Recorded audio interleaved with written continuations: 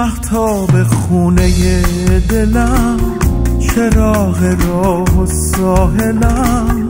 باور نکن که از غم و دلتنگی تو غافلم. نگو که بیرحم و بدم، اگه یه وقت حرفی زدم. منو ببخش که پیش تو برای آشتی اومدم. عاشق ترین تو منم، از تو مگه دل میکنم.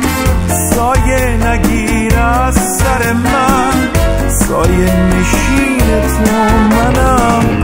عاشق ترین تو منم، از تو مگه دل میکنم. سایه نگیر از سر من، سایه نشین تو منم. هوای عادتم شدی، خودی تر از خودم شدی. غریب شدم وقتی که تو از قصه من کم شدی. محتاج آشتی با تو هم، ای خوب گلتر از گلم. با نفست پر کن منو، از نفست خالی شدم. عاشق ترین تو منم، از تو مگه دل میکنم. سایه نگیر از سر من، سایه نشین تو منم. عاشق ترین تو منم، از تو مگه دل میکنم. سایه نگیر از سر من، سایه نشین تو منم.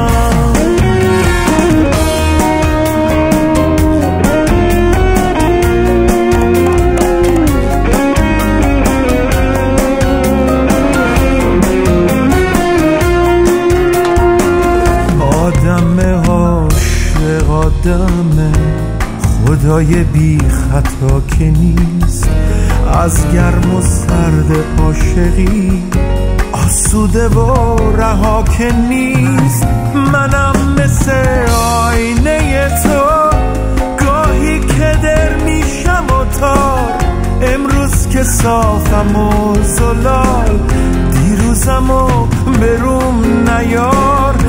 منم مثل آینه تو، گاهی که در میشم و تار.